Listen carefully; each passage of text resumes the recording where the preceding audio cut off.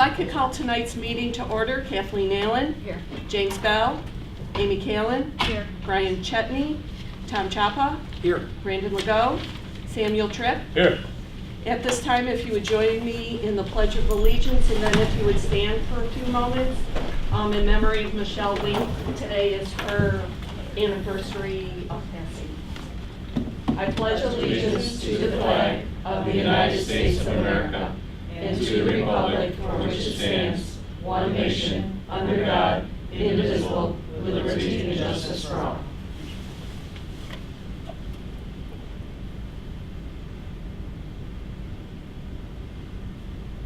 Thank you. There is no one to sign. No one has signed up to speak from the public, so we will move to the budget workshop with Dr. Hewitt. Do you want to wait a little bit, or? Well, I was just saying, I think Jim should be walking in momentarily. Brian and Brandon, I think Brandon said he'd probably be here about 3:15. Brian could be a lot later than And that. Brian could possibly, depending on what happens with his meeting, so. Well, I'm gonna go through it, and then if they come in and they want a little update, it's not very long. Okay. The conversation that will ensue after that, maybe they'll walk into. Okay. So just to give a little historical perspective, 2 meetings ago, you recall that we went through the entire budget when the variables around building the budget this year changed slightly. And at that point, we had a significant gap in the budget. We had worked hard to reduce that gap to about $326,000 at that point. And then we are taking a wait-and-see approach to see what the final state budget looked like in hopes that what has happened historically would also be true, and that we would receive additional state aid through the final budget with the input of the legislature, and that came true. So that brought us to the board meeting a little less than 2 weeks ago, where we had received the final state budget figures, and we enjoyed an additional $2.1 million in state aid, much of which was attached to foundation aid, which is, as you know, is the best type of aid that we can get. So this slide really is, this is the change since the 2.1 million, and this is what we talked about at the last meeting. The additional state aid, as we mentioned in our last presentation, we've attached 2 recommendations to. The first is that we replace what was previously proposed in terms of using $1 million from two particular reserve funds, and that we in fact take that $1 million that we had set aside and slide it back to those reserves. So that occurred. So we reduced that $1 million from the gap that we had at that point, from the additional state aid. The second one was to close that budget gap, the $326,000 that we wanted to also bring us down to a place where we could see exactly what was left over. So you can see our total revenues were $86,034,274, and our total expenditures at that point were $85,232,113. So we had a surplus at that point when we presented last of about $802,000. So we recommended closing the gap by putting those 2 things back. We also talked a little bit about some positions that had been previously added prior to the 2.1 additional dollars, and this slide just revisits those additions. We talked about 2 elementary teachers, which tentatively would be assigned to Kingsford Park and Riley, as well as 4 program teaching assistants that are reflective of particular student IEPs, and then an additional 0.5 ENL teacher, and we're going to address that particular position in a minute. So those were the 3 areas that we had already added, and most of those we kept in the budget. So the next thing that we needed to do was take a look at that $800 and some thousand and decide what was the best use for those funds, taking a more global approach and perspective of what would be in the best interest of programming and instruction in the district and supporting the instruction of kids. But we wanted to go back and talk about some of the items that were cut from our original draft budget. When we were drafting the budget, and we found that we had a significant gap, and we dug in for those 2 weeks, we made some significant reductions, not only in some other budget lines that we don't necessarily outline, but from a historical perspective, we looked at some budget lines and made some reductions that we thought that we could comfortably move forward with. But these were some of the reductions that would have greater interest to folks. So elementary field trips was reduced originally. Our summer work program, which is $55,000, was reduced. Our administrative intern program that I tried to implement, or we actually did implement last year, $210,000. You remember that we added a furniture replacement program starting with our current year of $100,000. That was removed. $30,000 from a particular professional development line through Carrie Glass's department. And then another $30,000 from summer grants. We also removed $7,000 that was the allocated amount for summer strength and conditioning coach that we had in this year's operating budget. So our total preliminary budget reductions at that point were $447,000 plus those other lines that I referenced before. You'll see that the items that have an asterisk are proposed to be added back to this budget. Those have been put in, so those amounts would be reduced from the 800 and some thousand that we had left. So I am recommending that we re-implement elementary field trips.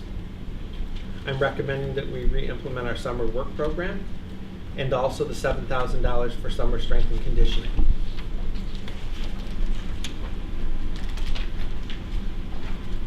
Now, our next step was to look at the wish list and the lists that were generated by principals and departments across the district, and again, shining a more global perspective on those things, and trying to make some decisions about how to best use those additional funds that would have the greatest impact on our instructional program, and also try to give something to each of those areas that provided some value added to them. So these are some other curriculum items. That's okay. So these are some of the new items that we're also proposing that be added to this budget. One Bridges slot, which is a BOCES program for the Oswego High School.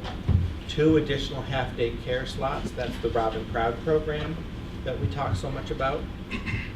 We're also proposing the reinstatement of a 7 through 12 foreign language team leader, and that's something that the middle school and high school have been asking, and we are proposing that we add that back into the budget at a cost of $44.15.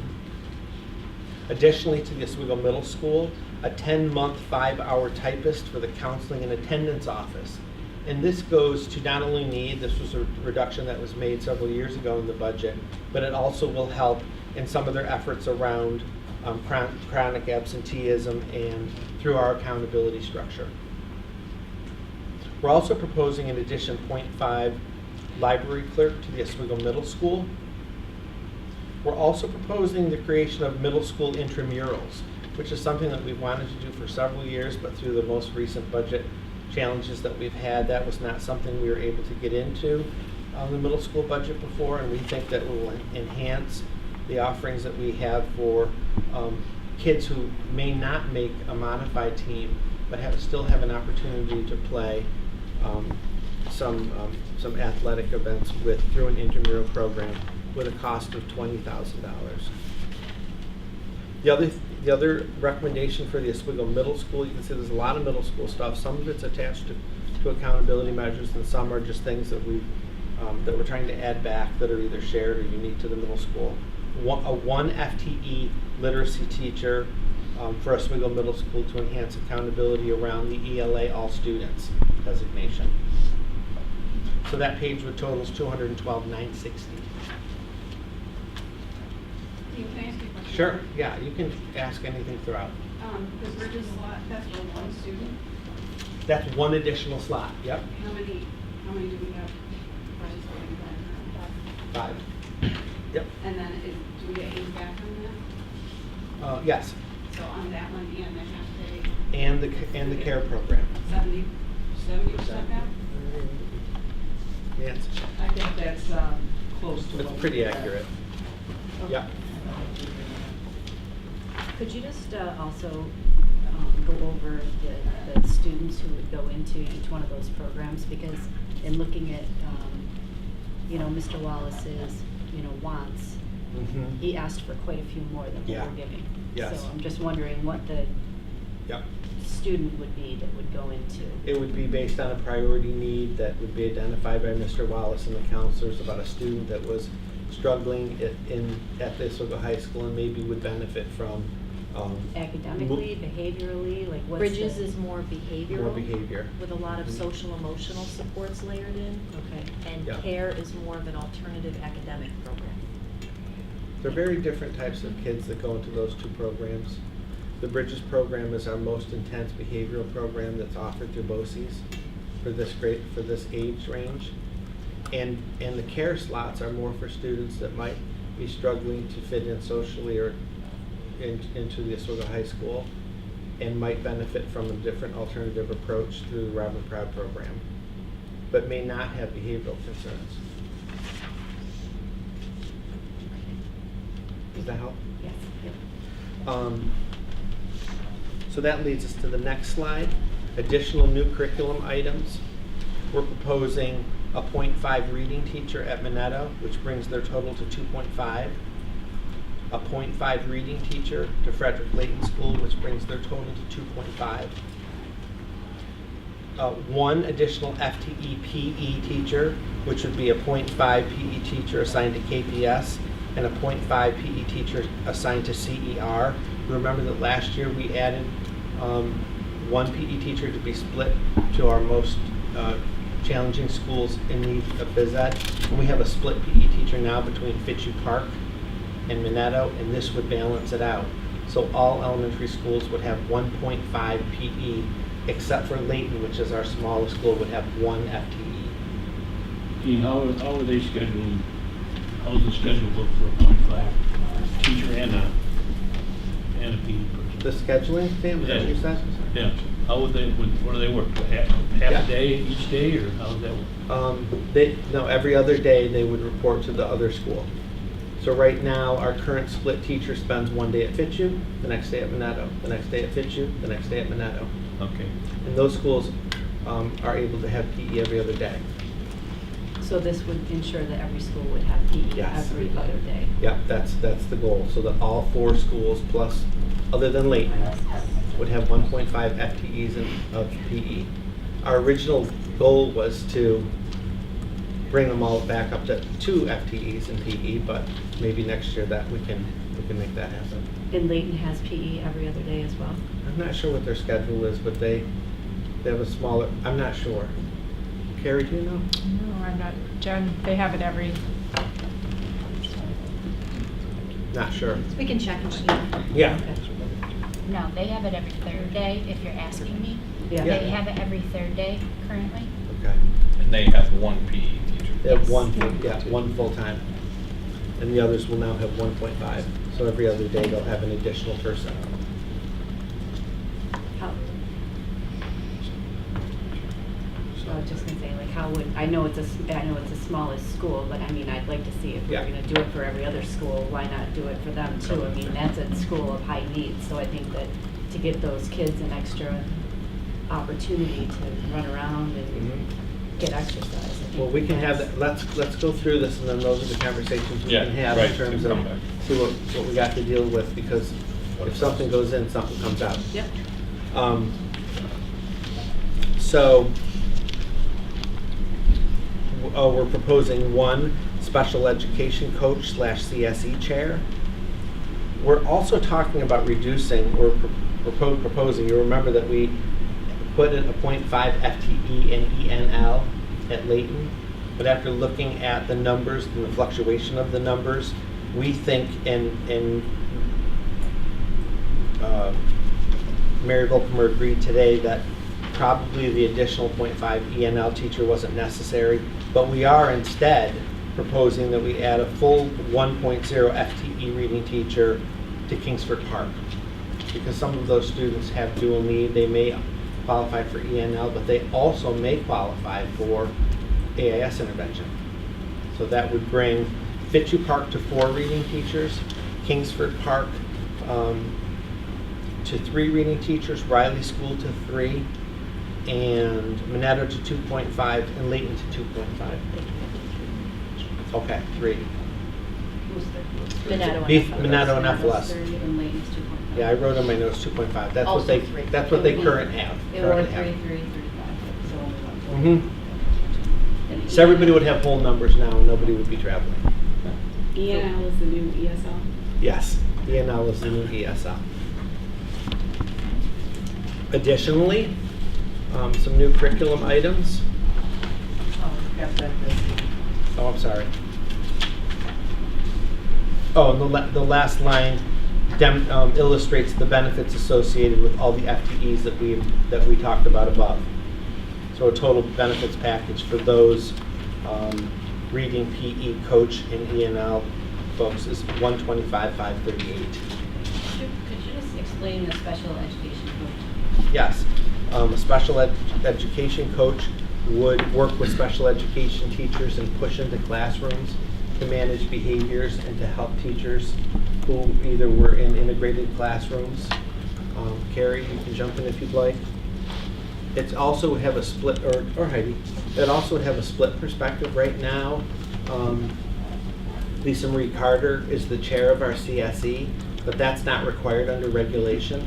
And we're finding that Lisa spends so much of her day chairing CSE meetings that she very infrequently is at central office working on all the other things associated with special ed grants and the other requirements associated with her job. That's something we've been talking about doing for quite some time and haven't done it.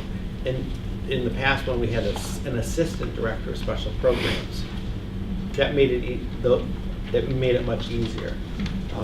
But right now, she's pretty busy being the director of special educational programs and chairing CSE meetings in all 7 schools.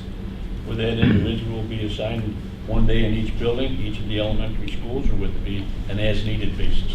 Right now, there's a rotating schedule for CSE meetings, and that person would go where they were needed for CSE meetings and also be able to provide coaching.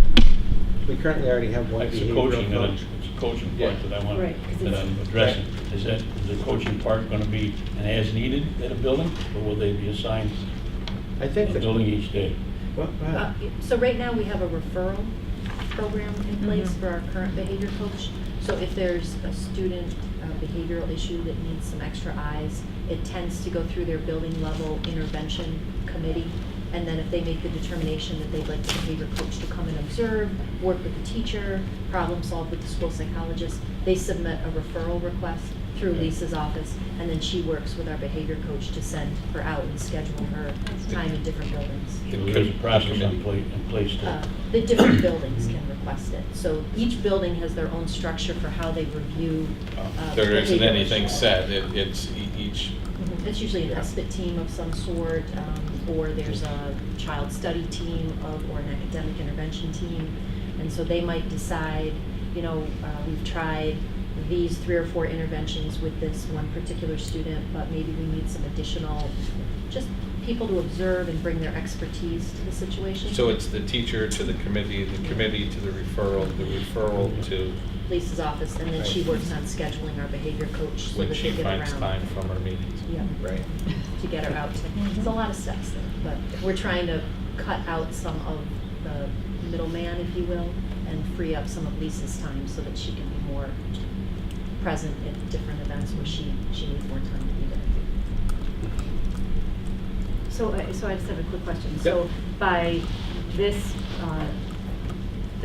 new position, taking over, like, it sounds like more of like the meetings, the paperwork, like that kind of stuff, what is the goal for Lisa to be able to be more present at? To do all her regular administrative responsibilities that a director of special ed would. In many districts, the director of special educational services has a CSE chair that's independent. It can be a school psychologist can act in that role. Different people can act as a CSE chair, but when we eliminated our assistant director of special programs, those responsibilities came into that position. So all the things that any central office administrator would be working on, she's doing in addition to all the CSE chair work. And very often, I'll be looking for her and, oh, she's at CSE meeting, she's at CSE meeting, she's at CSE meeting. They're very time consuming. And they happen regularly because students with an IEP might have a triennial review, they might have an annual review, they might have, a change in their IEP that's requested by the CSE committee, a parent might request. So it's a pretty hectic CSE schedule. Dean, any idea what percentage of our students have an IEP? That's a good question. I believe it's around 14%. How many? 14%. 14. I thought you said 40. Oh, Yeah. no. I thought you No. said, no. Whoa. Yeah. 14, so 14%. Was our last school report card, so the refresh might be around there. And that Close to run, any student from what, K-12 can have an IEP or? K-12, So- correct. So 14% of the 30-some-odd $100 kids are, 31. wow. Right. Even some of It's a our lot of kids. preschool students, we have a Yes. CPSE, which Yes, we have is a preschool committee on special education. Mhm. We get students that come into us either in UPK or directly in kindergarten who have already been receiving services through special education preschool. And that sometimes happens at Little Luke's, it sometimes happens through other agencies, and also can be in-house therapies and things that are associated with an IEP or a CPSE. And Amy, in the transmittal that I had sent out on the 5th with the special education request, there were 2 paragraphs in there that were directly from Lisa on what the coach and CSE chairperson was going to do. And in that, she also said to date, she's already had 491 CSE meetings, and that was only through March. Yeah. Yeah, so obviously she doesn't have the time to do what she needs to do for the kids. She's handling all the paperwork. So this position is being created to allow some progress maybe to happen. Do we have somebody in-house? It seems like a pretty personal position and would have to be pretty familiar with all of the environments they'd be called into, or is this? It would go have to be outside? someone that is very familiar with either a special education or a school psychology background, certainly. Yeah. And we would also want somebody that was an experienced special education teacher to do the coaching portion of that element of that as well. Sometimes we can find someone in-house. We would do an internal posting certainly first and see what the interest was. And then if not, we might hire from outside, it would depend.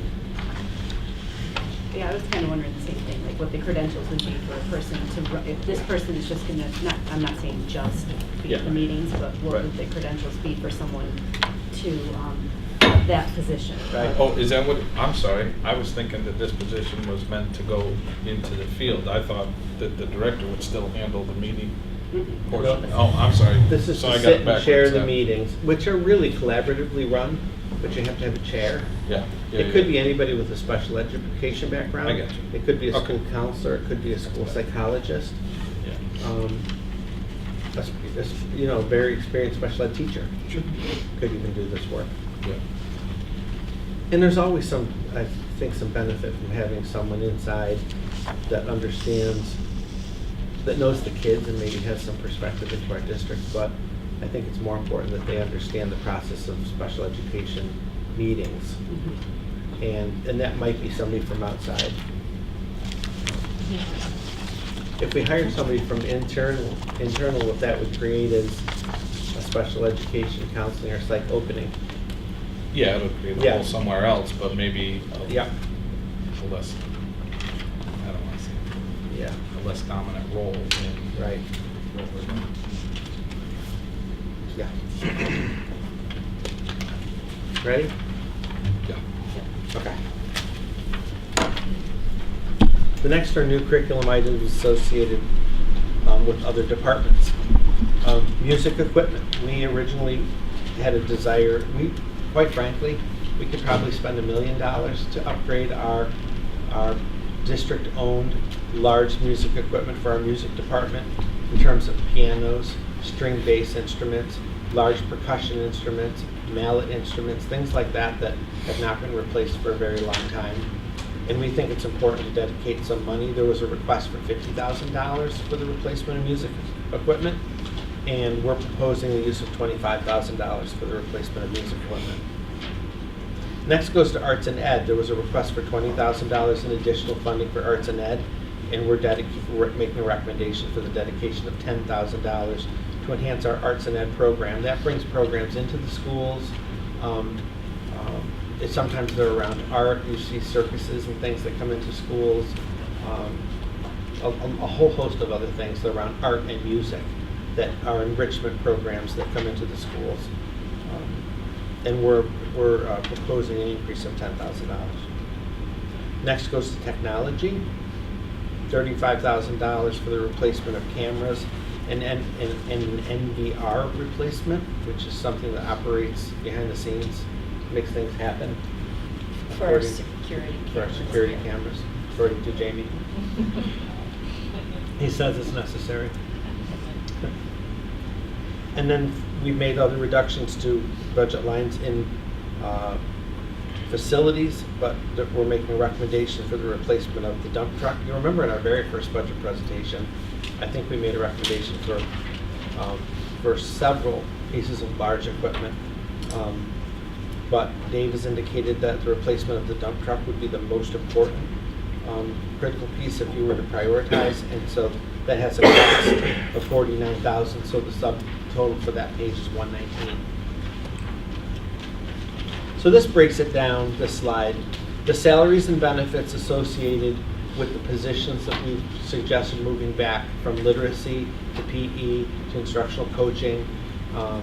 To the foreign language team leader, all those things have an associated combined salary of $435 and the benefits of $125. Those go to positions. The next was program, which would be those city additions that we talked about, CARE, program, and the others. That has a ticket price of $126.5. And the equipment associated with facilities as well as technology and the music equipment has a ticket price of $109,000 for a total of $796,998. Now remember that we talked 2 weeks ago in the meeting that in a perfect world, what we hope to do with that $800,000 of surplus from the $2.1 million that came from state aid, it would be nice if we could spend maybe half of that on instructional programs and enhancements and staffing, and maybe use some of it to fund reserves. But when we started looking at all the things that we really wanted and felt that we needed, it became clear that we needed the bulk of that just to provide what we've outlined just today. And I feel comfortable with that because remember the $1 million that we had originally planned, if we had to come out of those two reserve accounts, we put back. So there's no reserve and fund balance in this budget. This truly is back to a revenue-based budget. So the impact of our tax cap, which is 0.007 on a $100,000 home, would be an increase of $1,437 or 1.01%. The tax rate is $20.60, and our current tax rate, I believe, is $20.46. So it's about a 14-cent increase per thousand in our tax rate. And remember that this is driven by the tax cap formula, and also is just an estimate because that estimate is based on some things that we don't know right away. One being the tax rolls, and second would be the equalization that we'll find out in the summer. So we're estimating as best we can, and we've been pretty accurate in the past that we'll see an increase of 1.01% or $1,437 on a $100,000 home due to the 0.007 cap. So on number one sheet, the 800 to 161 that we had as surplus, are eating up 796,998. Is that with conditions that are put back in? Yes. Correct? Yep. So that leaves you about $5,000 back there. Yes. I guess I understand that stuff is all needed. But I do have a couple of concerns. First of all, I think given the issues that we have in our elementary schools behaviorally, even in the secondary schools, I think we really need to get some more help into those buildings, counselors or whatever, to help the situation down there. I understand it's a money issue. And where do you find the money? I don't know. And also, I think reserve accounts, I mean, we need to look into the future. Part of this board's job is not only to maintain what's going on now, but we need to look to the future. And we can't count on those plants being out on the east side forever and ever and ever. We need to set up a reserve to deal with them when they're gone, deal with the tax increases they're going to be doing.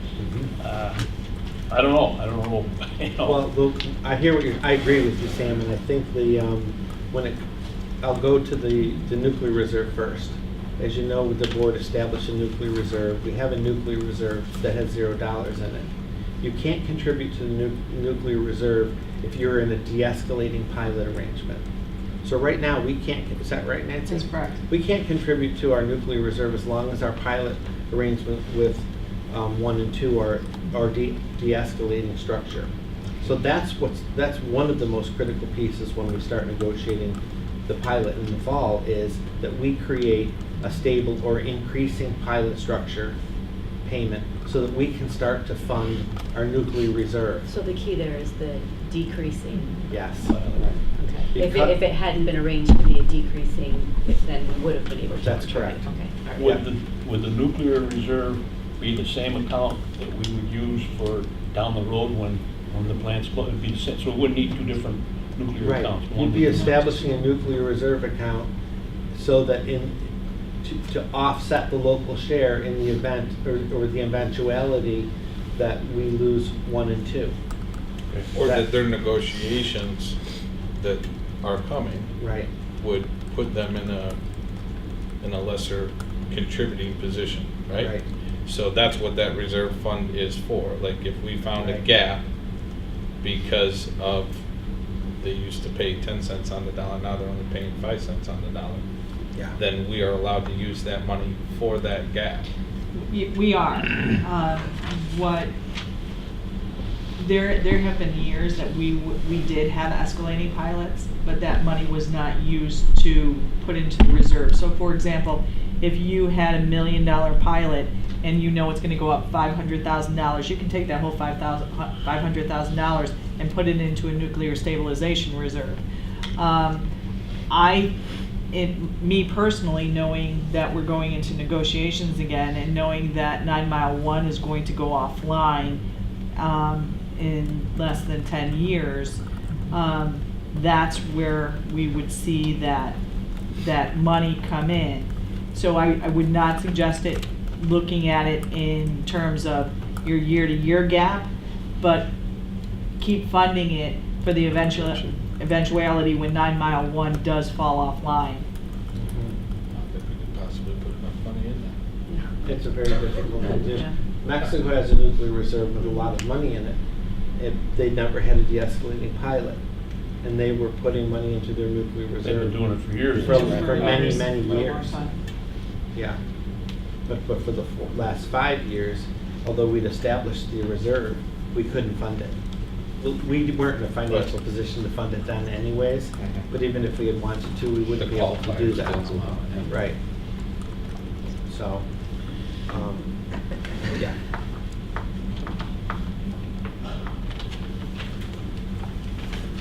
So I guess now's the time for us to have conversations about the things that we've recommended and things that you might have an interest in, and then a real serious conversation about how would we get to a financial spot where we could do all the things that we want, within the amount that we have, without using reserves or fund balance, or which is something we can certainly talk about.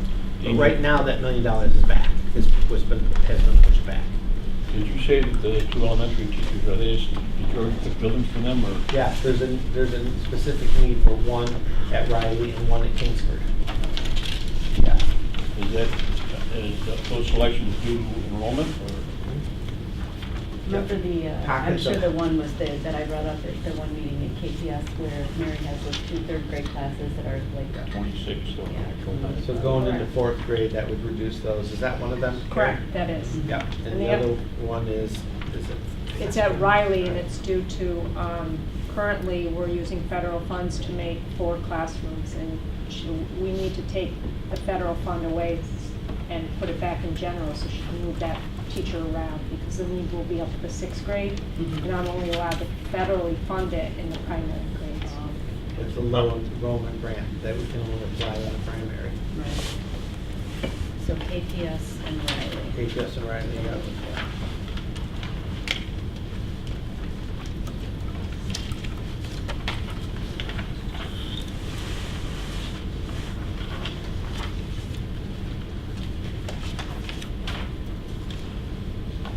How about the TAs, where were they going?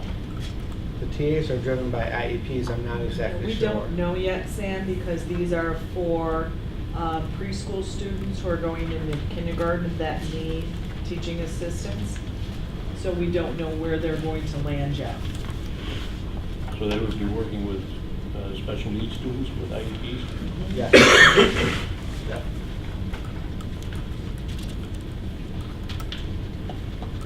They get identified through the CPSE process. So we always have a sense of what might be coming, but we're not sure exactly what school they might get enrolled in. Okay, so you see the demand coming, but Yes. you don't know where they're gonna land. Correct.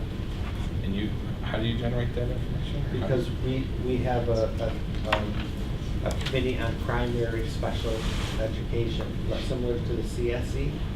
We have a PCSE, which is preschool.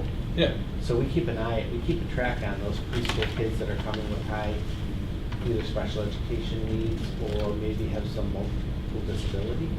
We actually I got an email from Dr. Duffy that in a recent preschool CSE meeting, they've identified that there's a possible need for an additional nurse, but we won't know that quite yet.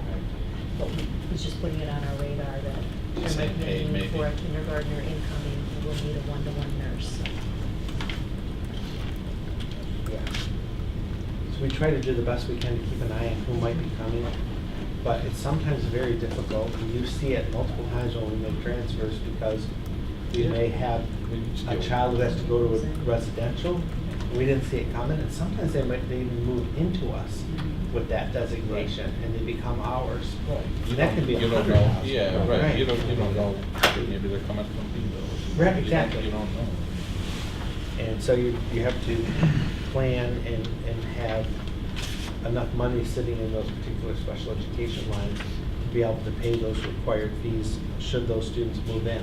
And Yeah. sometimes it works the other way. You might have a Right. high-cost child that moves out of our district. Sure. So it's why so much of this budgeting is estimating. Yeah. Either way, it's Shooting a at a moving very target. impactful swing, either Yeah. leaving or coming in. Yes. It makes a big difference. Yep. And just for example, Jim, after the budget closed last year, and we had our budget number, that's, right after that, we had 3 high-cost students move in. Right. And I remember recognizing it, we were talking about it to the tune of $150,000, for one. Right, exactly. Either residential in or residential out of district. Do we have a reserve that we could put money in that for something like that? Is that a possibility to No, have that? there is no such reserve. The reserves are set by the state on what we can set up a reserve for, and there's nothing There's for nothing. that. I mean, that's kind of How surprising, could- because I when know, you see right? that How these could- type of things happen all the Yeah. time, how do you plan financially to Oh, be yeah. able to Hard. cover that huge? Yeah. So, I mean, is there any way that we can be proactive so that maybe if a student moves out and then that money was already, but that you could then move it somewhere? You know what I'm saying? Like, to Right. be And proactive we so look that at we're that not in terms of budgeting. scrambling. So when I look at the monthly budget reports to actual, I see where there's extra money. This year, I did build into the budget $300,000. If that happens again. Of allowing you to be able to pull. To be able to do that. To accommodate. Exactly, A and the students situation. that are moving in. if the students don't come in and we have a need somewhere else, that money will be moved. Okay. But I actually built it, last year I didn't have that availability to build it into the budget, but this year I did. Just as a safeguard, knowing that, we had 3 students move in after the budget was closed last year. How would it be over time, Nancy? Do you have an idea, like year to year? Would you have a number, just get ballparking? There were 3 last year. It fluctuates. Sometimes we can have none, sometimes we could have 3, sometimes we could have a student that comes to the district that actually has to go to a private placement, which is high cost. Oh, yeah, I understand. I'm just I trying to. don't know if Lisa Carter can provide that information, but we can check with her. I would just to have an idea of over time what kind of we're looking at. So to Amy's question, although it may not be allowable to create a reserve to support those types of needs, we always anticipate them and build Into the budget. some budget factor into certain special education lines, because we always anticipate if that happens, that the bills have to be paid. And if we didn't have any money, we could always tap into the 4% that we keep in our fund balance. That's required by the state. So we can always use that too. I would have to go back to the board and ask to use those funds if that happened, if we didn't have enough money and we were going to overspend our budget. Do we have more than 4% in our fund balance, or is it projected that we will? No, right now, we always keep 4%. 4% of the following year's budget. So we don't have more than that? No. We're literally at 4%? Yes, Doesn't the state limit us to 4%? yes. Yeah.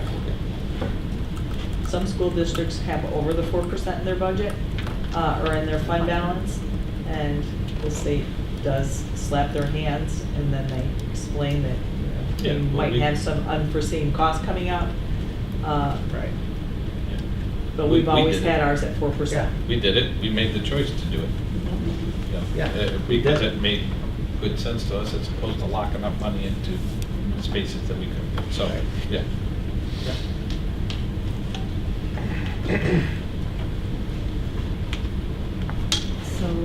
So Amy had expressed an interest in additional PE. Yeah, I mean, my brain's going a million miles an hour, but I don't know where to start here. There are so Um, few things that we were able to add to pull from. Right. I guess, like, what Makes it I'm doing is, difficult. I'm looking at the goals that we set, that we made in the beginning of the year as a board for the district, and just trying to make sure that we're doing what we set out to do in the beginning. And, if you look at our very first goal was academic achievement and program excellence. The district will provide an engaging learning environment that promotes an increase in student achievement and engaging and innovative learning opportunities at all grade levels for students at all learning levels. So with that being said, and then you look at what we're adding in, like, are we doing that? Are we making sure that what we're adding in is across the board equal for all grade levels of all students of all levels? I think that that's a valid point to make, because that was something that we all agreed upon in the beginning, that we wanted to make sure we were being equal across the board. So,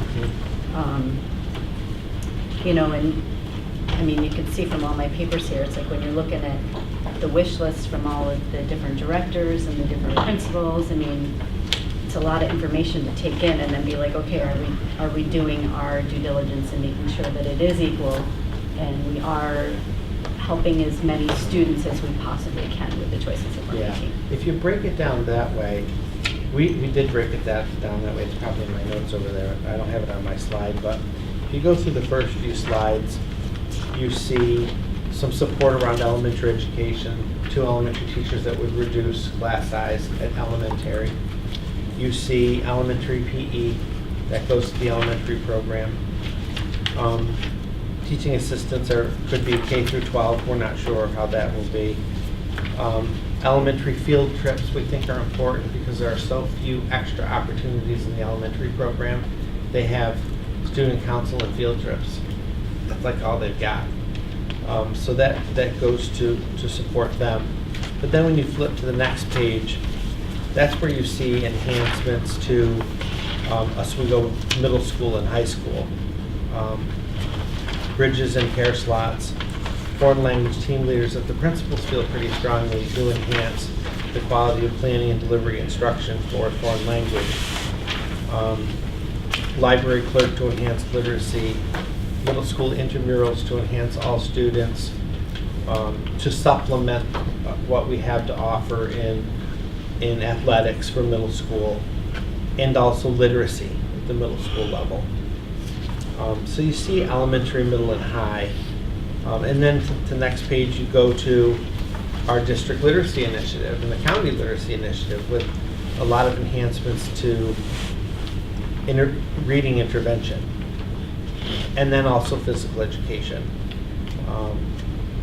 Very few of the things that we're proposing do not enhance instruction. You could make some argument, I guess, with the special ed coach, the SE chair, that it goes to operation, I would argue, and as well Would as adding teachers and reducing class sizes, wouldn't that enhance instruction? absolutely. All these things, I believe, do. Music, enhances music, arts and ed, technology. And we did a really good job last year of bringing back, over the last 2 years, of bringing back and enhancing areas of athletics with additional teams. The strength and conditioning coach that Rhonda wanted for summer is back in. So we really have tried to do that, to address, learnings at all different levels. Well, I think with the list, I mean, it's across the board. You've brought back a little bit of everything, but that plus some of the issues that I mentioned. But it's kind of like going out to dinner and wanting that $15 steak and only get $8 in your pocket, so you get the bologna sandwich. We certainly went to steak, but we haven't got the money. So, and I don't know unless maybe you got ideas somewhere where we can pick up enough money to fund another position or two. I don't know. You have some options. I mean, you could go to reserves, but you know how I feel about that. That's going to create an automatic gap in next year's budget. You got to fill the hole somehow. Okay, so I just have a couple of, who's in charge of grant writing? Carrie supervises all the renewable and federal and state grants. So, but we don't have a dedicated person. No, we don't have a grant. I mean, you look at all the stuff that the city's doing and the money that they're able to get their hands on to improve the city, and I can't help but think that there's got to be something out there that if we had a person who was knowledgeable in that area that they could find. And I'm not saying that you're not doing it, but I'm saying you have You can only your do so job. much. Right. So, I mean, I think that something like that would be a smart decision. And then also looking through the teachers here, I'm kind of all over the board, 'cause like I said, it's a lot of information to take in all of this. But, looking at what our graduation rate is, and, looking at the elementary schools, quite a few of them asked for reading teachers, AIS teachers, stuff with remediation. And so I guess with that, I wonder, and I know I've asked this question before, what's our success rate with what we have in place for remediation in the elementary schools? And then what do we do, because that's critical in the elementary schools. If they don't get the basics in the elementary schools, they're going to struggle from there on out. So I think that making sure that we have the right support and support that's showing that it's working through data, that we're reducing our amount of students, they're graduating out of that. I would like to see that.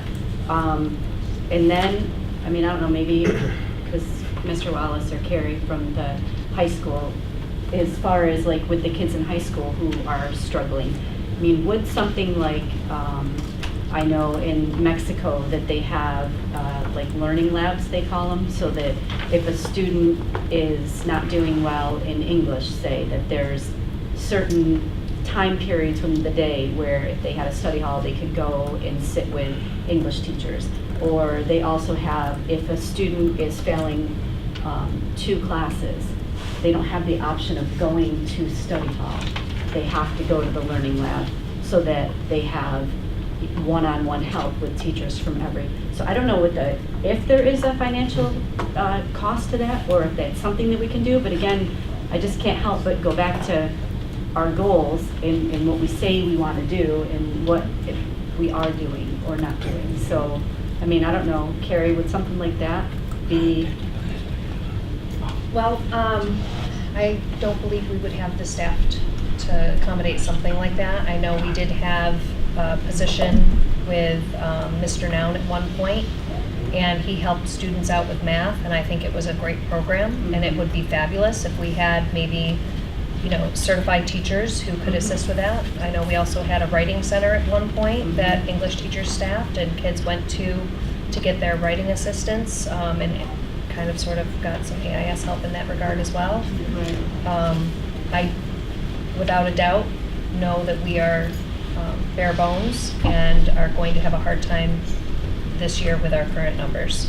But those things certainly have their benefits. I mean, I just think again, like we have constantly talked about success and graduation rates and bringing kids to the next level, but what are we doing to help them get to the next level, you know? And I just think things like that, if there was a way that we could figure that out, and I guess, and I was asking you too, just because of, you know, in the teachers that I've talked to in Mexico, I don't really know how they do it. I would love to sit down and learn more about how they do it, because I think it's such a great thing that they offer their students. They're giving them that daily support, so that if a kid is struggling in a class, I mean, we all know, any of us who have kids, and teachers are busy after school sometimes and whatever, so if they had that built into their schedule, I just think that would be really great.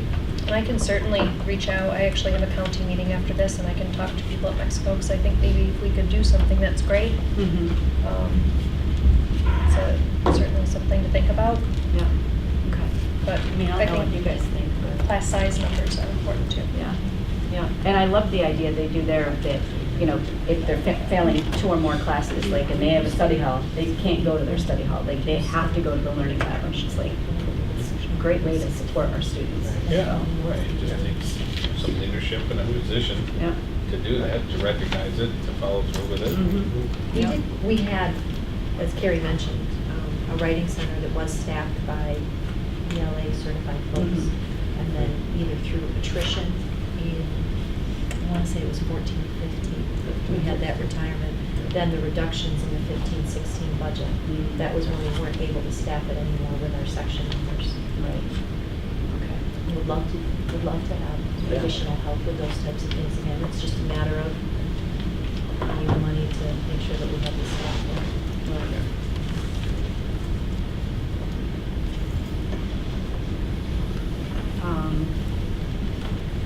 So that was one thing. The other thing I do agree with Sam is with the social, emotional health of a lot of our students, and possibly the need for additional social workers in our schools. I think that, you know, we've all heard that the counselors are spending the lion's share of their day on students who have, you know, high needs, and then therefore, you know, again, going back to the goal, making sure we're giving equal to all students. A lot of students are not getting the support, you know, for college prep and careers in that, because the counselors are having to spend all of their time with the other students. So I think that additional social workers, I don't really know what the answer, I mean, that's. I agree, and you'll remember this year, we added 1 additional counselor and 1 additional social worker. Right. And it was our Elementary. hope that we would continue to do that. The whole SETH health thing is certainly something we've been talking about for many years, and something I've always supported, but it comes down to dollars. You gotta pay for it. And we think that, and obviously the research supports, and we believe that the literacy enhancement that we provide to elementary schools, not only in the county literacy initiative, but also in enhancing our ability to provide enrichment and AIS to students through additional reading teachers, contributes to their ability to be successful at middle and then high. So it kind of building it from the bottom. But I agree. The more counselors and social workers we can have to support the needs of kids, the better. And we're really fortunate to have a full-time, at least 1 full-time counselor and a full-time school psychologist in each of our 7 schools. That's kind of unusual. But, as students and families change, the demand increases for the need to support those types of things. We've done some things with that, certainly with the Ross Green work. We've added the reading league coaches this year, and now we're trying to enhance enrichment through AIS math, AAS reading teachers to also help with those reading coach positions to move our kids forward in the primary grades, so that when they get to 7th through 12th, we're seeing higher levels of student achievement in ELA and math.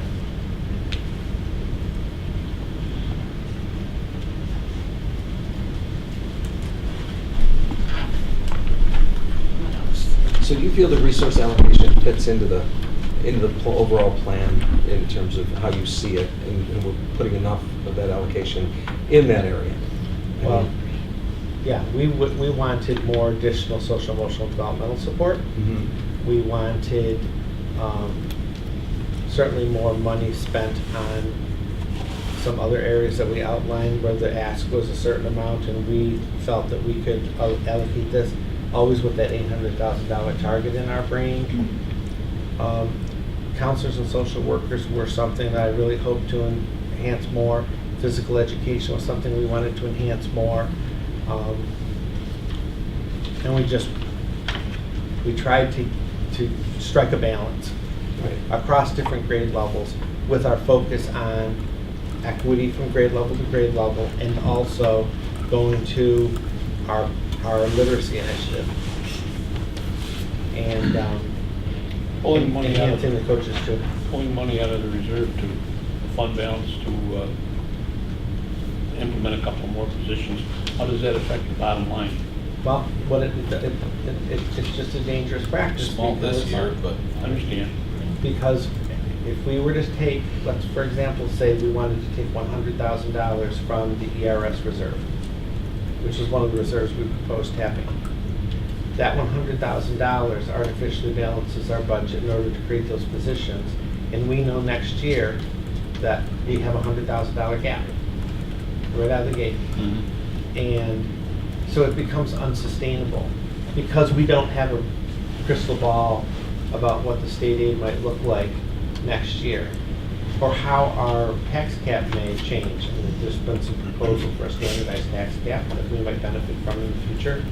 But we've done it before. We certainly did tap into some reserves last year. I'm not a proponent of tapping into the reserves, I understand that. No. I was here when we did that before, and it got us into the problem we had 3 years ago. Right. So I'm not a proponent, but I just I sure would like to give a little more support down at the elementaries. Yes. What's the middle school intramurals, what would that look like, that $20,000? That would look Those similar. stipends are, That would that's look set by like the similar to contract. an elementary intramural program where teachers would sign up to teach intramural stations or physical education activities before or after school, and they would receive a stipend for doing those before and after school programs around intramurals, and they would be open to all children. And that would be year round? That would be September to June.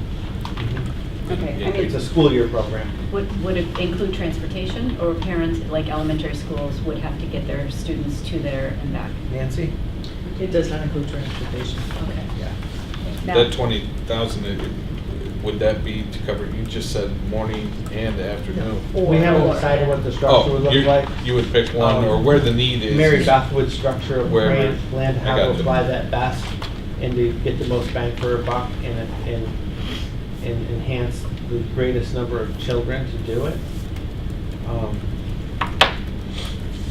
Seems like a fair amount of money just to cover the cost of, 2, 3, 4 hours for 180 days, right? It would be great to have additional money to provide transportation for a variety of things after school. We talked about that a lot. Not only, to provide after school busing for clubs, but also for maybe intramurals and athletics. Right. But, Yeah. Tom? I was going to say, how in terms of the Bridges slots and the half-day care slots, if they're 70% aidable, how does that play into the bottom line? is that money that we're going to be reimbursed The following year. the following year? Following year. So we couldn't create a position, No, because the money comes back to us in the general form. We have to take that money, and then the aid comes back to us, goes into our general account. And we budget Right. for that. We anticipate what's coming. so you've already, all right, you've already considered that, all We right. put it the individual on to wait till next year to get paid. I like the way you think, Sam. Yeah. I mean, I'm just looking at this, the .5 PE Mhm. at FLS. If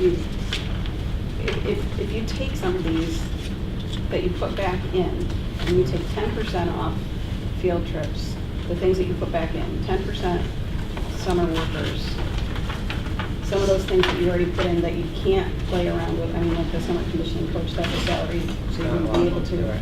But some of those things, I mean, that's 14,000, and then you'd only have to come up with 22 just to, That's benefits. Right. Out of To 20. provide But- another .5 P exactly. after EPP, yeah. Because you know as well as I do, and studies show, I mean, if these kids are getting that physical education, they're gonna be better behaved when they're back in because they can refocus. We really and wanted after to they add get 3 it all more out. PEs this year. That was the original number, 3 more. And that would provide 2, 2, and 1. 2, 2, 2, 2, and 1.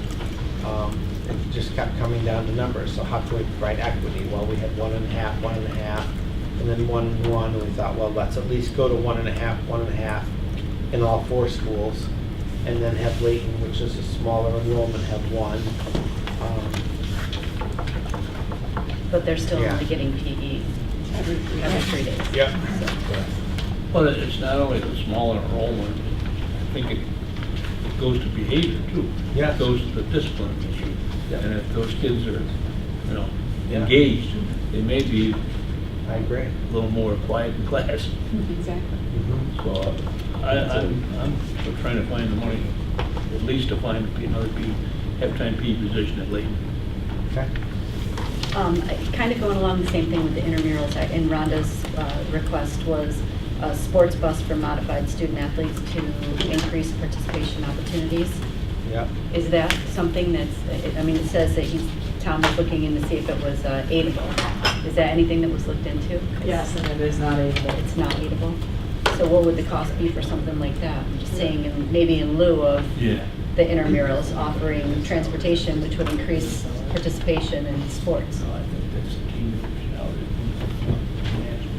I don't have that off the top of my head, I would have to find out, because we would have to find out how many runs there would be That might be the start. and what bus drivers are, because that would be an additional trip, Mhm. and it could be at their overtime rate, which drives up the cost, and if none of that's aidable, it could be substantial, but I don't know how many buses would be required. Dean, what are the numbers for, how many students are at Layton? Do you have the full enrollment share with you? Off the top of my head, it's around Six, yeah, 7? 273-ish. Yeah, I thought that's what. I mean, is it just a scheduling issue and that's the problem at Layton? I mean, it could be a scheduling. Jen's adding. Our highest enrollment Jen's schools. nodding yes. It's a scheduling problem, right? Yeah, it is. So it's not necessarily about having another .5 over there doing it, it's about accommodating the schedule to make that every Yes. other day. Okay. So it could be Okay, something that we let's can do it. take a look at and This should- adjust, That shouldn't be so that they scheduled. have PE every other day. I Yeah. mean, that's the goal that we all, I Right. think we all agree that we Right. want, so. Well, I think there's a lot of benefits to it, at least that's what they say. Oh, yeah, I mean, the studies, it's Yeah. very clear, Yeah. so. Yeah. So they should be getting it every day, but I'll take every other day for now and work Can towards add it. 6 more. Or cycling Mhm. through Yeah. art, music, PE, it's a rotation. Was it like that when Deb was there alone for a long time? I think it's always been the 3 rotation. Not a long time, but it was a couple years after Beers left and Yes. Deb was there alone. And they were getting it every other, Scheduling Okay. was tweaked a little bit this current year to try to make smaller class sizes. And so we have 2 sections at every grade level. And so what we did with both those classrooms is we just took all of the students as a whole and we broke them up into 3 groups. One goes to PE, one goes to art, one goes to music. So PE is doable every other day. So that's the goal that I'm hearing, that you want. Yeah. Maybe every other day. Yeah, that's good to hear So that. just- We can do that without another .5 FTE, because finding a .5 FTE PE teacher is not easy. No, not Thank if they you, don't John. have some other place to go. Right. Thank you, Exactly. A Jen. .5 twice is easy. Yeah, right, because it's a teacher. Yeah. Okay, so. So we'll look if at you both, could we're just gonna make look sure at both that of those schedule options. next year, I mean, obviously, it's probably too late for this year, or is it? We'll take a look at it. We'll look We at can it. look at it, okay. Yeah. Great. It's doable, why not? Yeah. I mean, it is gonna help behavior. So is that the number one priority, is the additional PE opportunity at Layton? Sounds like that's all, what's the new priority? Right, yeah, well, and if that's not gonna cost us any money then. Right. That's Exactly. Yeah. Right, so let's find something I else like to that argue so about, far. right, yeah. Right.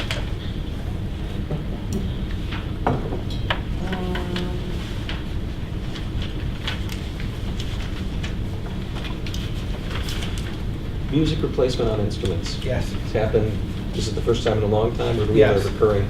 Right, so this would be something that would be hitting us all the time, correct? We would love to have a regular replacement plan where we would, like we planned on doing with regular building equipment. Remember this year we had $100,000? Because we have some pretty expensive musical instruments that are district owned, that get used over and over and over and over, and that's and we've been hearing from those folks that they need to start replacing these things. Our repair costs have escalated tremendously over the last few years, and some of them just can't even be repaired anymore. Particularly marching band instruments that, for example, percussion instruments that are used outside, that are really expensive, marimbas and, bells, Xylophone, blocks, everything. xylophones, Yeah, and they're rating for 6 hours. amplifiers, string bass. Even snare drums and bass drums and cymbals are very expensive. Yeah, all the weather, it kills them. Yeah. Similar to the bus rotation, if you can keep your bus fleet new, then your repair costs Yeah. decline. So if we can Get get some money to the music department to start them on a rotation, then our repair costs theoretically over time should Yeah. decrease. Would that be a wise thing to do, as opposed to hitting it with 25 this year, to back it down to 10 and use that 15 someplace else, but start it as an established program? I don't know that you can buy one marimba for 10 grand. Yeah, because he said he could use $1 million. Yeah, oh, I know. Right. Well, I don't know what the number would be. Yeah, But what's if we it- would it make sense to start a program, just the What keys? did we spend on repairs last year?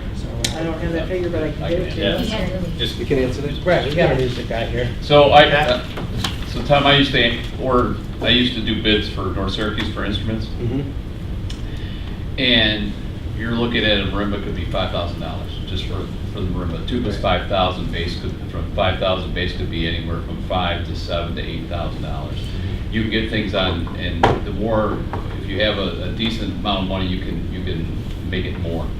But just having individual purchase for these big instruments like tubas and bari saxes, and like Nancy said, there's a time when the cost, even the music company will say that it's time to replace this because you spent all this money on it. So, and they're really good about keeping track of that stuff for the school districts. So knowing that, did you have a plan, a replacement plan before? It was all budgetary. Okay. It all depended on the budget at the time, and you do the best you can. But certainly we should be building replacement money into the budget moving forward at 10,000 or more each year in order to continue to do this. Yeah, but if an instrument costs 5,000, 10 doesn't buy you, well, that doesn't No. take forever to replace. We're getting half of marimba this year, we get the other half next year. Yeah. Only play the low notes. Can't buy one cymbal, 1,000. Hard to fly. Hit the lottery. Dean, another thing, Yeah. just asking that if we could look at, I know that it happens with reading teachers too, but the psychologists they spend a lot of time, how much time do they spend testing and not really dealing with behavioral issues or mental issues? Yeah, a lot, in fact, because requirements are that the school psychologists have to generate the triennial reports, the annual reports to submit, and those are very time consuming. As a principal, I think I observed, I would estimate, and probably a school site would be a little more specific, but I think at least 60 to 70% of their time is generating required reports. I mean, it's the same issue that you're having with Lisa Carter with Exactly the same CSE, issue. so how can Right. we help that so that The these way kids are that getting we what help they it need? is by hiring more counselors and social workers to do that type of work. So that psychologists are doing diagnostics and assessments and report writing. And the high-level counseling sessions.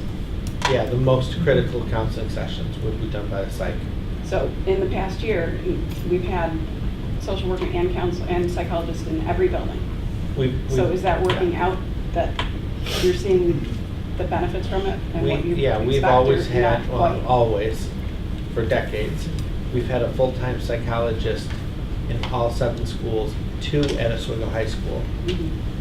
Then when we moved to we had guidance counselors or school counselors, as they're referred to now, at the middle school and high school for many, many years. And then around 2009, we added elementary counselors. And they weren't always present in schools. Some schools might have a social worker. I remember back in the day, Riley had a social worker. Catherine Beebe was in our district, and she moved around, and she was a social worker. And we moved to school counselors in the elementary schools, and I believe it was 2009. And we added an additional social worker to Fitchie Park last year, and additional school social workers to Oswego High School as well. So does it make sense at some point to look at maybe hiring somebody just to do the testing so that we can have them, freed up to work with the kids? I mean, that's what they're. Yeah, It's like, years ago, we hired Michelle Ross to do all that billing because, Medicaid billing. yes, because it was so time consuming and it wasn't getting done. The psychological testing has to be done by a certified New York State school psychologist. Right? So that's their primary responsibility, Are you saying? which is the testing and the report writing. Add another school psychologist into the mix? Specifically to do Dedicated. that with that. Another I think it's counselor or something social worth worker. looking at. Yeah. Which is what we started see to do if in the at some 18-19 point we do budget. that. And then we hoped it would continue, but when we ran into the budget snag, which worked itself out, I mean, it's been helpful, but we're not proposing any additional counselors or social workers in this budget.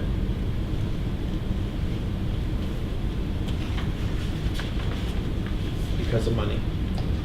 Well, from a cost standpoint, would it make more sense to do what Kathleen just said and hire an extra psychologist, right? Or can you use an counselor. independent sub in that fashion with the right credentials to do, is that a full-time, full-year Position? job? Yeah, or could you just bring a subcontract? Right, Yeah. To just come in and do that. Yeah. Yeah, just to bring it for the They testing. have to be school-based psychologists in order to build School-based, relationships Oh, with the I know. students They that gotta are know That's doing what the the testing. lady was asking. Gotcha. Maybe that would help. Yeah. The So best so enhancement- they're Yeah. year-round, Yes. Oh, yeah. kind of, Correct. Yeah. okay. The best enhancement to offset the high-end counseling for a school psychologist would be another counselor or social worker. Dedicated. I know, it just seems like we know what we're supposed to do to get students to succeed. They need more phys ed. They need Yeah. that recess time to, With the ratio. Blow it up. they need smaller classes, they need the mental health support, but So where do we are we cut, doing? right? Right. So we got $100,000 worth of furniture that we put in as a reciprocal program. You to- took that out. No furniture, no. No furniture. Oh, I'm sorry. Oh, that's- Yeah.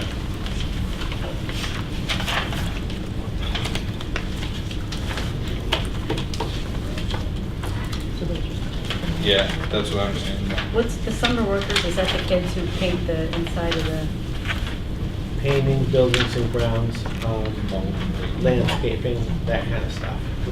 Yeah. So of the 50, it's added back. So that's pushed back in. those? That Yeah. and field What trips, that is. strength conditioning. With the summer workers, we get a lot of work out of those kids over the summer. I mean, they go from building to building, taking care of the, weed eating, taking care of grounds work, and then also painting all the insides of the rooms. They did the hallway at the high school this year, and they go from school to school to school. Do they work 8-hour days? Yeah. Yeah. And Seven. they also, I don't think it's 8. I think they have a lunch that's inclusive, but their shift might be 8 hours. pays much. Yeah. They did all the internal painting and the So they get matter, paid does that minimum have to wage, stay? or what's the wage they get? Yeah, Sorry, on minimum wage. minimum wage. Yeah. And they also fill in, because in the summertime, when the maintenance workers, Yeah. grounds 10 people minutes. take vacation, they fill in for them when they're gone. So if we had summer workers and grounds people took their 2 weeks vacation or whatever, that's when they get done. So, supplement.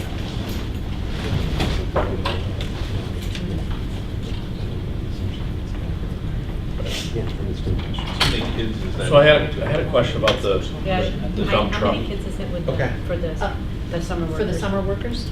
I would say from year to year, Dave might hire between 15 and 20 because some kids leave for school earlier than others, some kids aren't available the whole summer.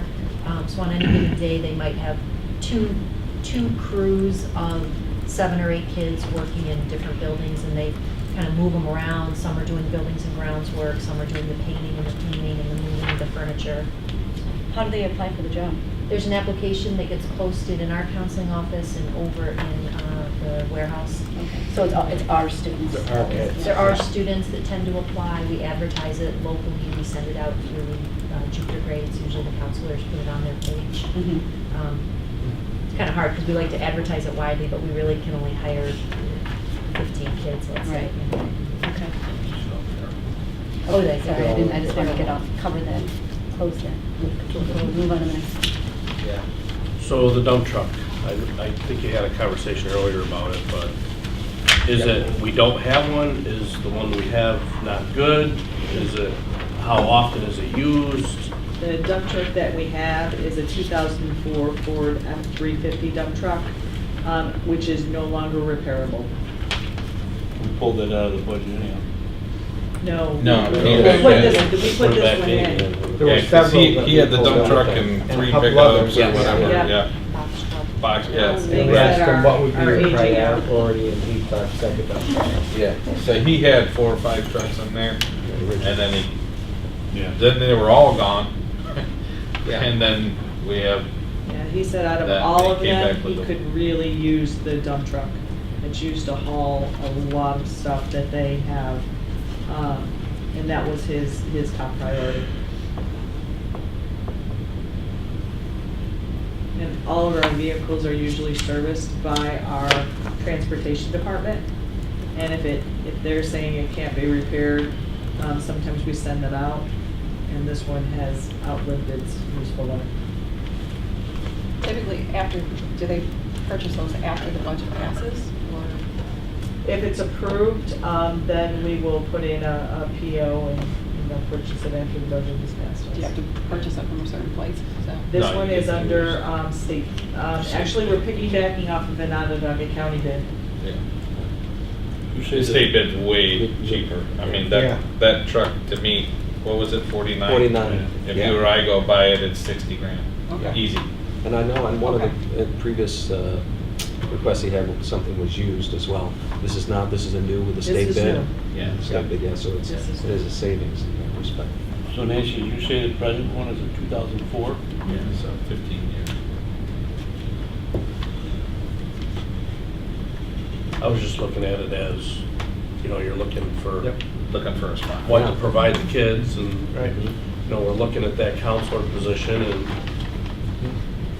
is it something that they can live with without a year with, and we can come up with some other money to add towards the counseling position that I think, my personal opinion, is a little bit more important than transporting stuff around, but I get it. That's what one of the things that Amy said is more important is just gambling is to get a grant right. Because there's grants out there for this kind of stuff. There is. What is the cost of the grant writer for the city? I mean, what is the, do we have any idea, or? 50, 60K plus benefits, something like that, you know. Somebody decent. Right. We had somebody that we were using, and it was a flat rate plus whatever we were awarded. The red We group. utilize a red group, and that's what helped us win the Empire After School grant. Yeah, So We partner with them. she writes herself into the grant, I gotcha. that she doesn't charge up front. So if you don't get the grant, obviously, Right. she doesn't get paid.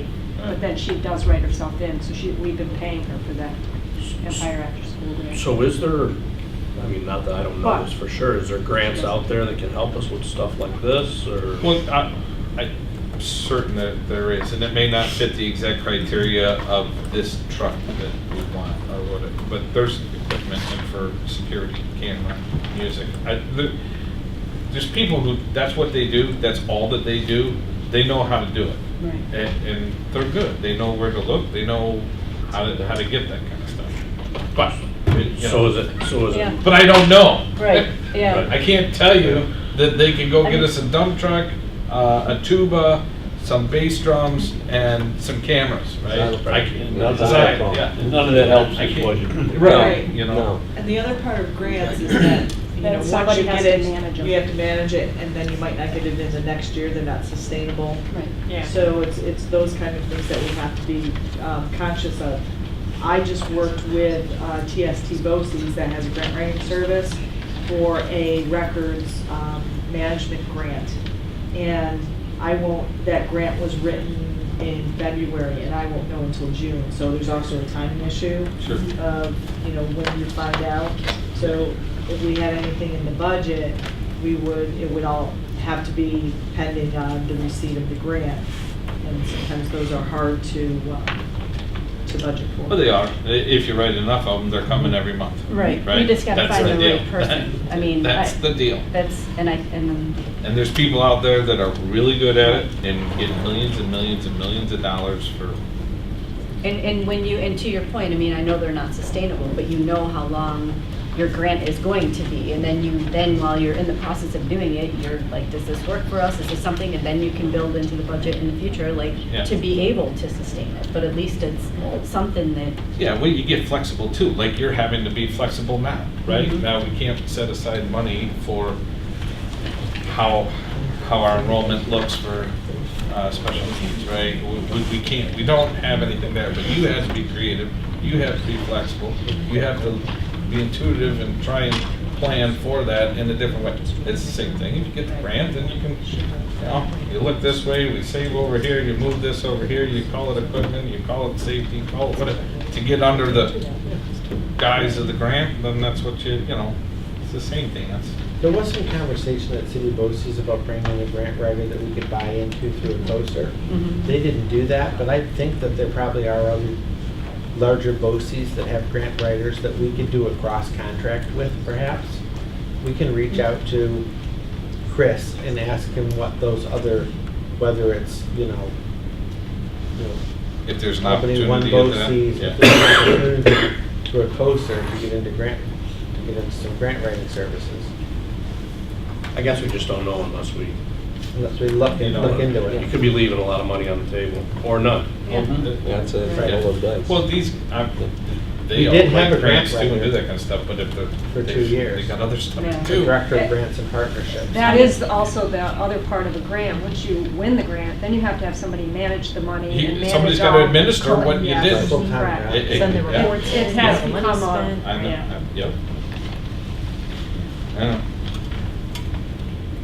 It's worth it. Nancy, don't you yeah, have a few more it's hours? definitely worth it. The reason it's Because worth it is the- because most people don't do it because it Yeah. is so much work and Right. it is expensive and it is risk-taking in a budget position and do that. So they say, no, we can't. Right, I and we need had that- one I- for a while, and it probably was a budgetary cut at one point, Exactly. because then that was the Which is easy foolish. thing to reduce, because. If they're, Yeah. if they're If they're good, good. if they're Well, Well, good. and that's the thing, is they're we gotta worth make it, sure we get period. the right person. We That's gotta it. get someone The who's wrong good. person, you're gonna pay them to bring nothing in. Right. Exactly, exactly. But Yeah. when I was looking at the records retention grant and I went through this other BOCES, I found out that, well, yeah, they can write the grant, but I had to do a lot of work Sure. in order to get them Right. the information Yeah. to do the grant. Like they signed their name at the bottom, right? Yeah. So, Yeah. so it's a huge time commitment to be, Yeah. to work with Yeah. grants. Oh, it is. So you better not to have an in-house person doing that, they can write it down, right? Oh. Type it So up. that you can drive by them. So it's like, Yeah, we gotta do this. Right, right in the attention. Well, and I mean, in Tom, in our community relations committee meeting, we had discussion around this and the opportunity for A career counselor. a career counselor using a grant. And we have people in our committee who are like plugged in to be able to making that happen. So that, kind of speaking to what I talked about earlier, to free up our counselors to be able to work with all of the students, and all of the students are all getting equal attention and help, and they're, alleviated, but it would be covered by a grant. And so that's all, obviously it was conversation, but it's talking exactly to this point. It's something that we see that we need, and that there's people in the community who are stepping up and saying, hey, we can help you make this happen. So, I mean, and that's not even a job. That's just people on our committee doing it. Right. So, So we're looking at, just in summary, right, we've been kind of throwing this stuff around a little bit. One full-time PE, yes, is that what we talked about, or is it no, because half? this is scheduling. We're gonna see if we can, Scheduling. we'll see if we can So, fix it with scheduling. we can fix it with first, scheduling. Or else look at a So- 0.5. So we're talking about possibly the counselor position, right? Did you I have that written down. have that written down? And Yep. then the idea around the grant writer as well. Right, which would be something we'd work with BOCES for the future. Right. But right now, relative to this budget, what are your priorities? Do you want, Sounds like. if we can fix the 0.5 PE equity at Yes. least, without money, we That's will. great. Yes. Otherwise, you want us to see where we can come up with money for an additional One more school One more school counselor counselor. or school Or social worker. worker. Yes. Yes. I just had one thought to throw out there. I agree with the other things, and I think that those are important. And looking and talking about the intramurals at the middle school, and then looking at the strength and conditioning coach, but only on a summer position. I mean, I know we had the same conversation last year about the importance of that, and looking at building strength and conditioning for all of our athletes and students, having a qualified, certified person working the weight room so that if any of our students wanted to work out, they could go there Year-round. and get a workout plan from a certified trainer, whether they were an athlete in our school or not. I think that we touch a lot more kids by doing that than offering intramurals at the middle school, where, you still have a transportation issue, you still have, I think that if there was a way we could do that and offer that year-round, I think that would be more beneficial than summer and then intramurals. I only have one concern with that. I'm a huge fan of it. I talked about it last year. The issue is getting kids there. So the fact that you'd be paying somebody to be there that people or kids aren't using is an issue, right? I mean, when we were in school, I used it, unfortunately, and I'm speaking honestly. I don't know that if, in our current position, if having somebody in that position, I think it's great. I think it'd be wonderful to be able to offer it. It would be an awful thing to have that and make us budget changes based on not knowing if there's people that are kids are going to use it. That's my biggest concern. Well, I think kids would use it. I mean, you look at when, I forget what her, Cheyenne did it over the summer, and I know the hockey team used it every day, and their improvement is, I think, a direct relation to having worked with a trainer all summer. I mean, so I think the proof is there. I think every other school does it, and when you see us compete against other schools, you see the difference in strength and ability between not what they could be, but what they are. I mean, I think, and it's just because of Our something numbers that's hurt us as available well. at other schools. We don't have the numbers that other schools have either. I mean, it goes hand in hand. I think the feeling behind the intramural program is, and we weren't looking at that versus that. Right. When we were talking about a program for intramurals, we were looking at an opportunity for students to engage in additional Socially. physical activity and socialization before or after school, however it's structured, who may or may not be athletes, who may Right. not make a modified team, but still would have an interest to play some type of organized intramural sport. And They're two different customers, probably. and it's a much less expensive ticket. But I think I agreed that ultimately Rhonda would love that too. It was just Well, I a think, matter of and again, choice. looking at the, Some more inclusive. I mean, we got $35,000 going towards music. So I guess I'm looking at that too. And 7 going towards the athletes. Yeah, but But we haven't overall, added look a at dollar these to budgets, music in they're- Well, it was they're- technology equipment, not music, that 35. It was Yeah. only 20 to music. It was No, 20 in yeah. music and we've given them nothing forever. Right. Music's taken a cut usually in 30 years. Music has not been increased since I've been Oh, I'm not here. saying not to give it to me, I'm just Yeah. saying as far as looking at what's, like I said before, equal across the board. Just to put it into perspective, dollar-wise, we added a counselor, a grant writer, and a strength and conditioning coach year-round. That would be $275,000. Does that include Benny's? Yeah, but you're talking about going to some sort of a coaching program, I assume that wouldn't be as impactful with Correct. grant Or writing. grant writer. Right. So what were the three again? The counselor/social worker, we're not sure where that would go. A grant writer and a strength and conditioning coach year-round would be about $275,000. That's if we hire the grant writer, not if we went through a BOCES. Right. So Because that would be like And an that's- administrator position, Right. not a teaching position. So you're starting at 80 plus? I don't think we 90. higher than that. I don't know where they would land in the new. 85, 90, somewhere around, metrics. depends on how good they are, right? I mean, What that's collective fine. bargaining would they fall under? Right, that's, it has fallen under AEP It has in the been. past. Director of Grants and Partnerships. Correct, Was an AAP position. It's It no was. longer in it, but they claim the work. Right. correct. Well, I can tell you, you're not gonna pull 275 grand out of what you got here.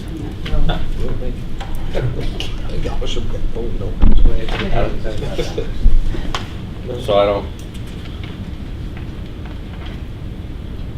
I like the idea of the grant writer, as long as the grant writer, and you don't know, it's an unknown, right? I hate to risk it, I think the counselor is more important.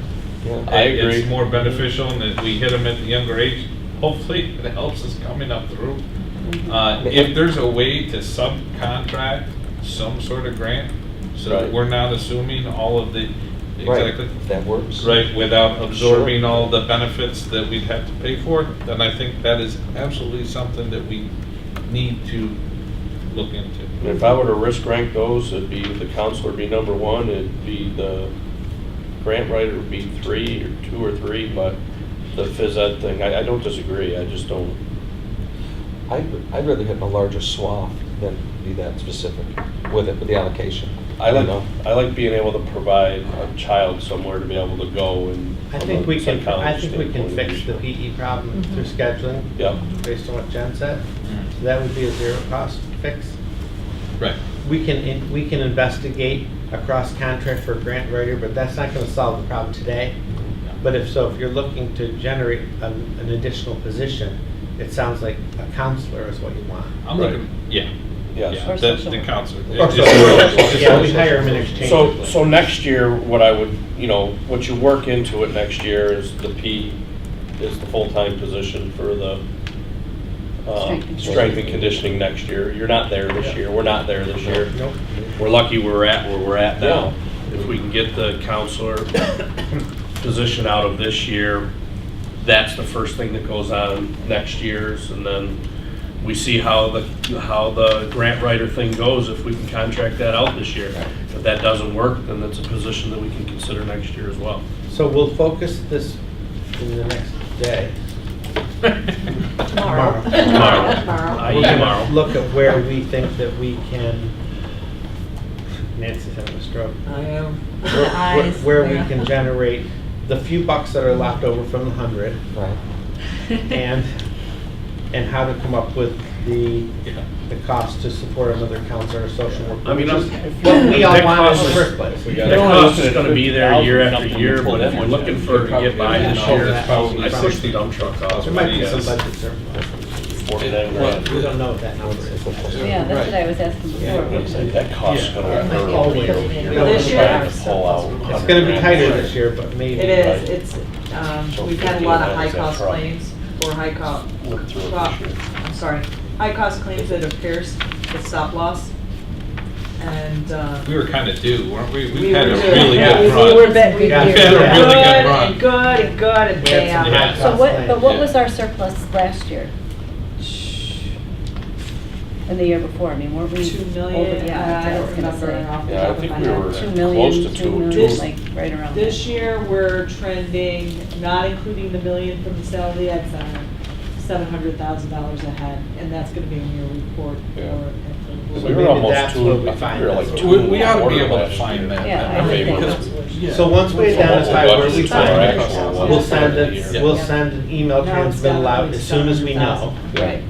And then That's are a we huge good with the difference. rest? I mean, you're, I just want to say, I don't know. Finalize it and send it back out to you again.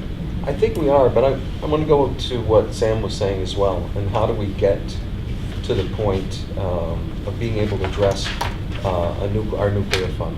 I know it's all going to be contingent on our negotiation, Yeah, right, that's that's coming up. That's the key. And being mindful of that, and just making sure we build that in going forward. That, because if we do only have 9 years to stockpile anything that's going to be impactful in any way, then I think we definitely need to start allocating resources. and And you know, I remember think, that- and I think too, we do a great job focusing year to year, right? Yeah. But we really need to start to your Long point. term. Long You gotta start looking from a 3 to 5 year. And that's the biggest challenge, because you see the fluctuation in the unpredictability of not only state aid, but the tax cap. But remember that when we start to fund our nuclear reserve, that's coming from somewhere. That's gotta come from Well, somewhere. I think there's other things, you know, I wrote down earlier, I mean, we've talked about it before, it's come up and down, 7 schools, are our resources being allocated correctly? I know we're bonded, but, you know, what options do we have? You know, all those things need to roll into a 3 to 5 year plan, not Right. necessarily, hey, let's talk about closing a school this year and how do we allocate our resources throughout the district. You know, that stuff all has impact on numbers, right? How many teachers you have here, how many, you know, kids that we're providing the service for, all that stuff falls into play. And we mention it, but we don't do a lot of research around it. So there's right? been a lot of, actually, there's been a lot of planning this year about moving forward with a repurposing that would generate revenues as well as change some redistricting. We've tiptoed around a little bit to not create. Hysteria. Yeah, Yes.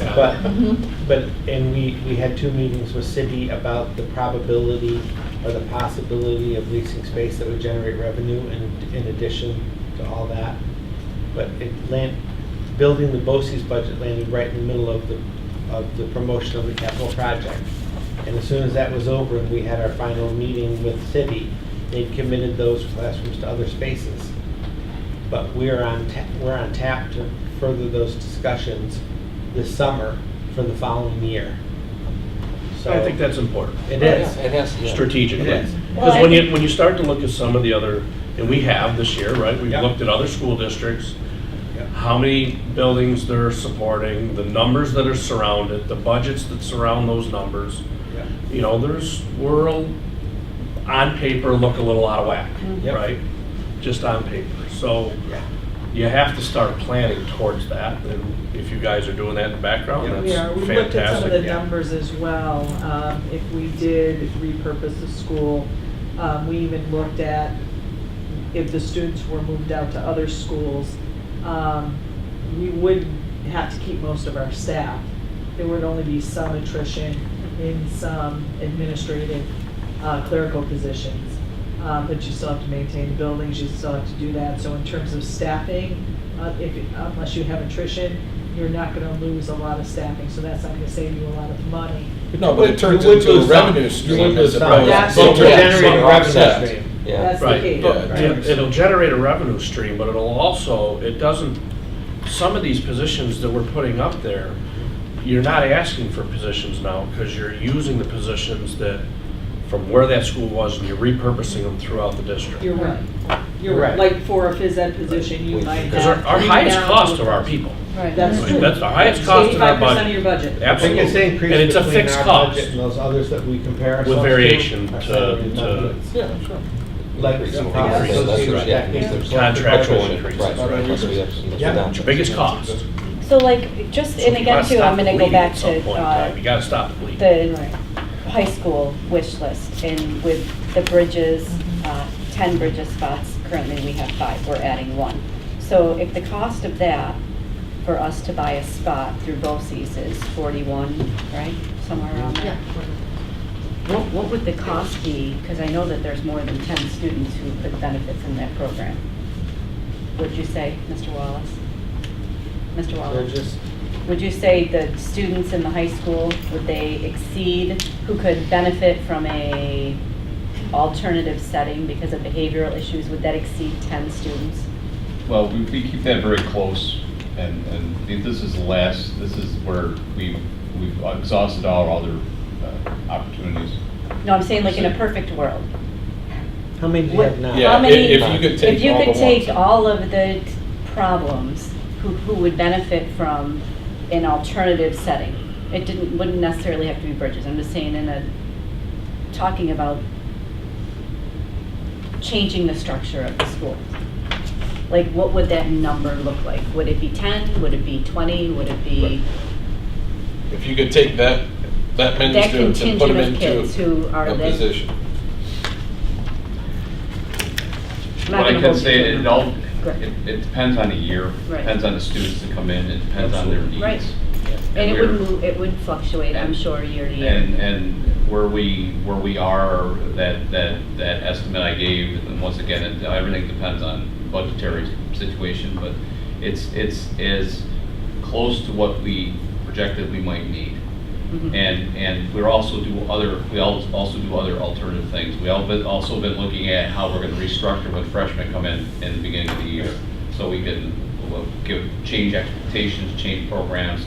We're talking about adding programs with restorative justice and other things to change some of this, because that's the last place we really want to put students in a position like a care, Yeah, you're kind of, your wit's end, that's Right. where you're. Well, yeah, I'm just right. saying, it as far as like from a cost standpoint and also from what's going to be beneficial for the most amount of students. And we've had this discussion 100 times about the climate and culture of a classroom, or, and this is not only, I'm not only speaking of the high school, it's just you're the only principal who's sitting here that I can talk to.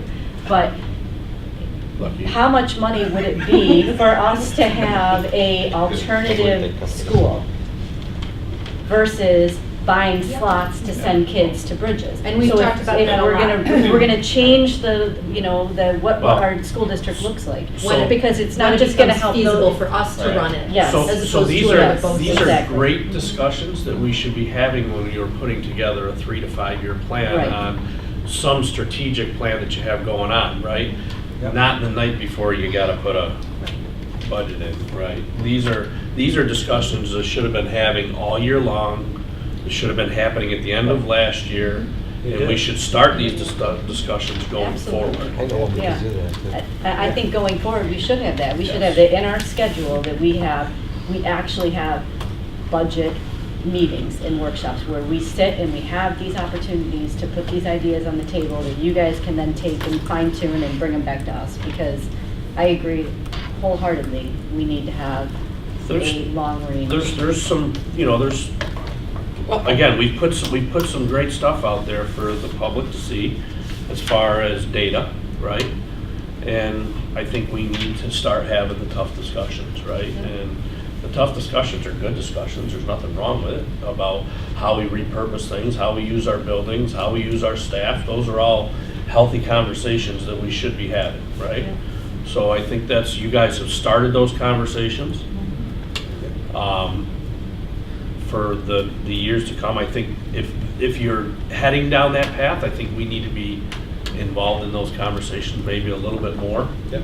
right? We On what would the have that. strategic plan is. We had already been working on transportation rerouting. Yeah. We'd already been working Yeah. on negotiating with Chris and Roseanne about the probability of using particular classrooms and what the need would be, what the cost of changing the infrastructure in those schools would be, what the allowable enrollment would be in the other 4 schools. So we did all that, but you have to pull the trigger at Yeah. a certain time in the school year, Yeah. which happened to be right in the middle of the capital project. Right.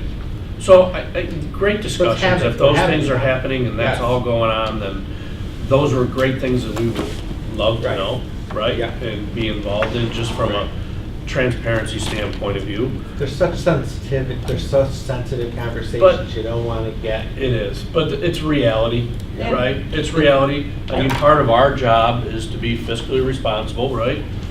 And those are the discussions that we're supposed to be having. And just because something you said earlier, Dean and Nancy and the executive team putting together a revenue-based budget, I mean, that's huge for where we came from Absolutely. years ago, because we were not revenue-based. And so for that transition to happen, they were looking ahead.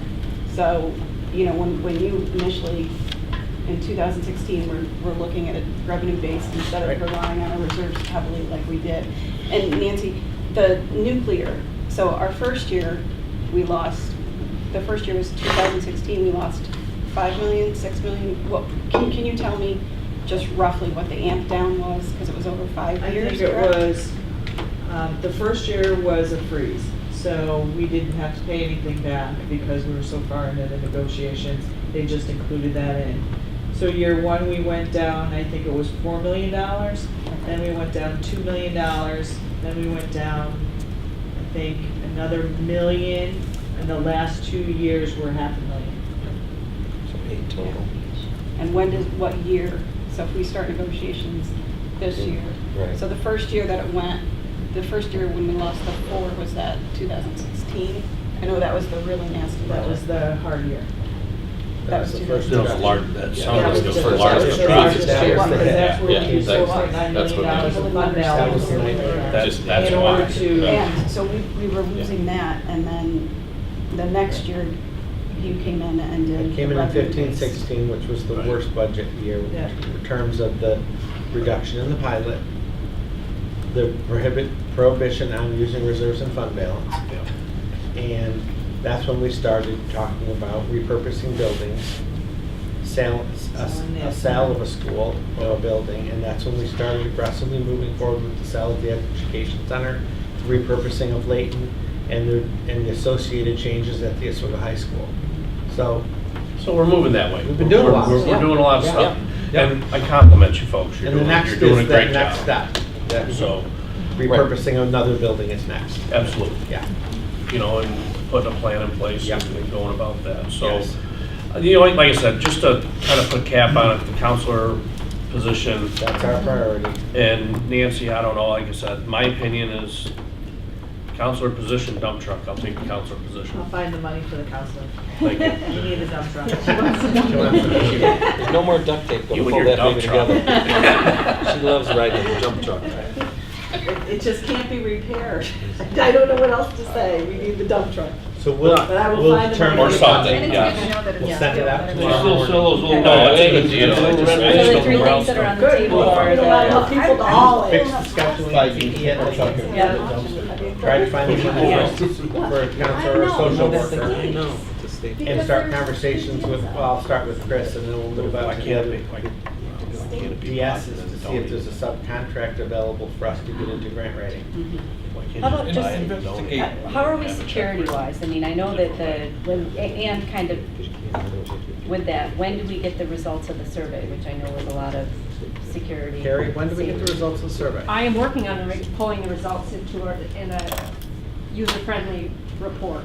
So I have the results, but it's just I got to get them all so you can look at them in an easy Sounds like a form. Mueller report. I'm redacting some information. Just color code it for me, because I can't do it. I'm colorblind. Color code it for me. It is all color-coded. Can I just want to reiterate what Brandon said, that this is a thankless job, and you guys have done a great job on it, and I know it's a lot of hard work in order to get it around to where it was. We got the benefit of that additional state aid, which was awesome, but even in spite of that, it was a lot of work, so thank you very much. Yeah, and I'll be the first one to say that I was last year pushing hard for the 0, right? For a lot of reasons. Yeah. And for us to be in a position where we're at right now with that, you did good. You did real good. So, thank you. We got lucky. At the right Yeah. time. Yeah. We did, but you were doing some sculpting as well, so. Yep. Yeah, but the million or 800 or whatever it is, it's a dance every time. Every single time, they're gonna do a dance and then who's gonna get what and what can you do, can't you do. So this is a year we get to buy a dump truck, right? So we're gonna make that dump truck last 15 years, just like the last one. And we do, exactly. Right. Next year. And then that's when we'll do it again. I guess we're buying a dump truck. I just have to say though, Find a grant, Brent. when we started this process, Dean said, well, we're only gonna use $500,000 of it. And we went, wow, $500,000, that's a lot of money. Well, at the end of the day, we needed more. Yeah. Right. We spent it well. We spent it well. Yeah. Good. Motion to adjourn? At this time, could I have a motion to adjourn the budget workshop? Make a motion. Second? Second. All in favor? Aye. Opposed? Would there be a need for executive session? Yes. Reason? The one that was posted. Okay. Yeah. I've got that. Purpose of the employment history of a Particular particular individual. If I could have a motion? Make a motion. Second? Second. Second? All in favor? Aye. Opposed? You may move to executive session.